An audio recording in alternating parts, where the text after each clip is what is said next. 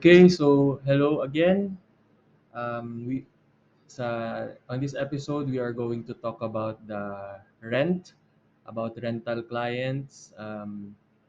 Okay, so you can find it here sa rental na module, and of course, number one is first step is to add a rent client. So accounting has a guideline sa kung paano coding ng rent clients natin, but for this purposes of discussion lang or lesson, let's say we meron akong Shandy's French fries and I want to rent in say GFM. So GFM SFF, and contact name is Shandiong, Shandy. Lagay lang natin ang contact number. Office address is at DSO Global, kumbaga. Okay, ganun lang ka-simple. I don't think I need more explanation. These are just the details of the yung magre-rent sa atin. So save and back. Okay? So ayan, we now have the information of Shandy's French fries na gustong mag-rent sa Jensen Fit Mart. So of course, there's two buttons here, preview and edit. Preview is you will see um, the meron tayong ditong details ng client, yung i-fill up natin kanina, contracts and billings. Okay? So back muna tayo. If we want to edit some information, we can do it in the edit button. For example, lang iba na yung contact person ng lessee, we can still edit it. Pwede dito sa edit sa labas, or inside we can also press edit details. The same thing, okay? So let's move on. So ngayon, for example, gusto niya nang rent ng kiosk sa Jensen Fit Mart. So, first of all, we have to create the contract. Okay? So, select which branch. So, of course, Jensen Fit Mart. Let's say, gusto niya mag-start on, let's say, March 20. Okay?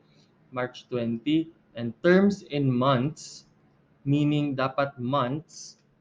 So, kung 1 year, that's 12 months. Kung 2 years, that's 24 months. So, let's say 12 months, 1 year lang. So, automatic, ang contract end date is at March 20, 2024. So, lagay lang natin ang security deposit, for example, 25,000, and monthly rent is also 25,000. And notes, usually we put here the like any other information na in relation to the contract. Say, for example, um, I don't know. Sige, lagay lang natin ang deposit slip number ng security deposit or any other information that leasing requires na pwedeng malagay sa notes. Okay? Tapos, dito sa add file, we usually add the contract.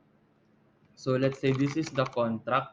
So, we add that file, scanned copy, let's say CV ko na lang. Kumbaga, let's pretend this is the contract file, the scanned copy of the contract, and also a scanned copy of the deposit slip ng security deposit. Okay? So, ayan. Add mo lang din ulit. Siguro, let's say, ito, picture lang. Ayan. So, let's create the contract. Okay, I'm sure. Yeah.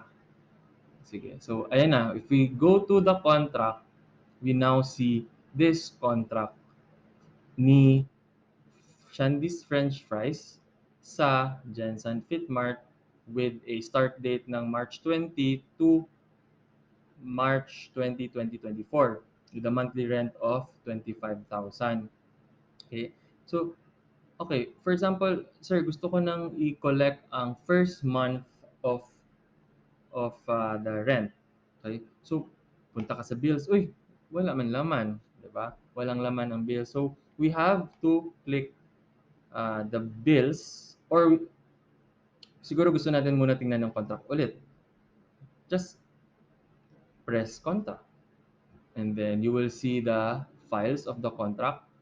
Or, of course, if early termination, we can click close contract. Mamaya i-close natin early after natin ng one billing cycle. Okay? So for example, I want to see the bills that will automatically be created by the system of this contract. So pindot lang to. Automatic. We now have 12. We now have 12 contract at 12 billings, sorry. So, anong ginawa ko? Gusto ko makita lahat ng billing. So, I press show entries 20 para makita ko lahat kasi 10 lang binigay ko kanina. So, 20. I see all. Na? Okay? You see that? So, of course, ang una nating i-bill is the first um, billing period. Okay? So, as you can see, may due date dito. This one is given by the accounting na 7 days after the billing period ang due date ng lessees. But we can change in the future if there is a decision by the leasing to extend it or what. But this is just for reference na due date is 7 days after the bill period. Okay? So now gusto natin i-bill to. Okay? View. Pag view, ayan, may due siya na 25,000, previous balance is 0, current balance is 25,000, and we have received nothing pa from this uh, billing period. Okay? Say for example, nag-incur siya ng, syempre 'di ba pag nagre-renta sila sa atin, nagbabayad din sila ng kuryente, tubig. So we can add rental obligation. Say water, let's say 500. Yan, dagdag sa utang niya. And dagdag tayo ng genset for using mga brownout genset, say 600. Okay? Add obligation. Okay. Tas, for example, penalty lang kasi say meron siyang ginawa na nakakasama sa buhay. So, 800. So, total amount na ano niya is 26,900. And we can print this and send and email this to the lessee. Okay? At least nakikita niya, ito ang charges niya, monthly rental, water, genset for billing period March 20 to April 20. And we have received no payment pa. We can save this. Save. Save mo sa file mo. You can name it.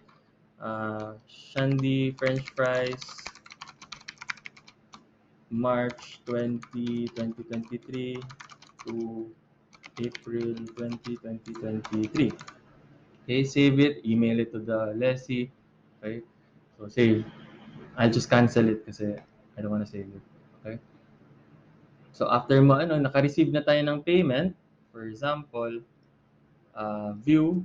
For example, sige, let's say next day na, naka-receive tayo ng payment from the supplier. So we search Shandy's French Fries and then preview and then go to the contracts and we want hindi tayo pwede magdiretso sa bills kasi it's gonna be empty. We have to go to the contract kasi syempre pwede siyang si Shandy's French Fries pwede rin uh, contract in Surala, contract in Pulumulok. So pwedeng multiple dito.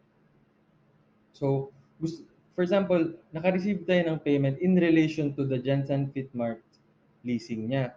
So we go to the contract, we click bill, and then we click the billing na dapat niyang bayaran. So let's say we've received full payment. Okay? Or sabihin na lang natin na half lang kasi nahirap-hirap siya. Kahirap-hirap. So March 23, for example, or the date today na kung kailan mo talaga na-receive, and notes is OR number 1234, and we have received a 15,000 payment. So add payment. Okay? So Ngayon, nabawasan na sa kanyang current balance. And for example, syempre magko-close na 'tong billing na 'to kasi past due na, for example. So we can close the billing and syempre yung balance niya pa na 11,900 will be carried over to the next billing. So let's say close na. So this cannot be done na already.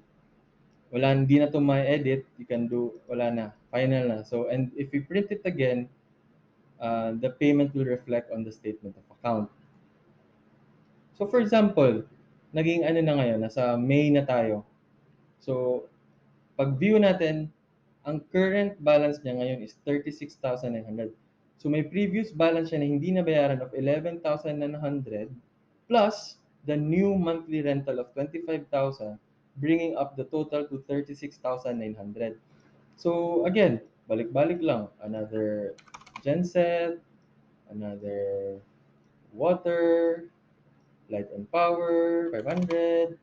So for example, ito na, itong final niya. So if you print that, para maningil na tayo sa ano, makikita niya may previous balance siya na 11,900 and plus the total for this billing period, bringing up the total to a amount due na 38,200. Okay? So ayan, wait for the payment. And then ganun pa rin ulit. Balik ka sa rental, you go to Shandy, no mali, preview, and then go to the contract, bill, receive the payment. Yun lang kadali. Thanks.